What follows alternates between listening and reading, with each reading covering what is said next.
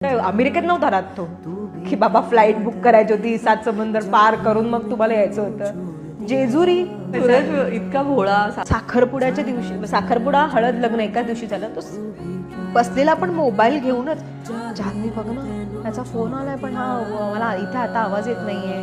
So may be ते लोक phone करत होते की आम्हाला यायला जमत नाहीये असं सांगण्यासाठी. सो त्याचा काही कॉन्टॅक्ट होत नव्हता.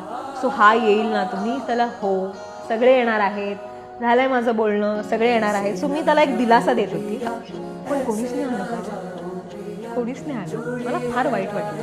म्हणजे जे बिग बॉस मी स्पष्ट बोलते तसंही मी आज स्पष्ट बोलणार आहे. जे लोक बिग बॉस मराठीमध्ये असताना म्हणत होते की आम्ही सूरजचं पालकत्व घेतो इतक्या कॉन्फिडेंटली माझा मुलगा आहे त्याचं सगळं पुढचं आम्ही करू त्याचं आम्ही सगळं अरे त्या व्यक्तीने ऍटलिस्ट त्याला लग्नाला आशीर्वाद द्यायला तरी यावं.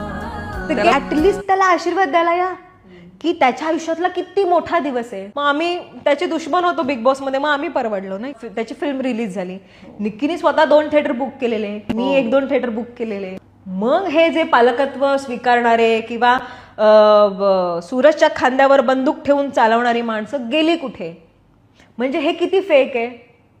हे किती फेक माणसं आहेत ना. मग आम्ही जे स्पष्ट बोलणारे होतो जे आम्ही विलन ठरलो जगासमोर ते चाललं यार आम्ही चांगले तरी होत. आमची दुश्मनी तेवढ्यापुरतं होती. त्याच्यानंतर बाहेर आल्यावर काहीच नाहीये.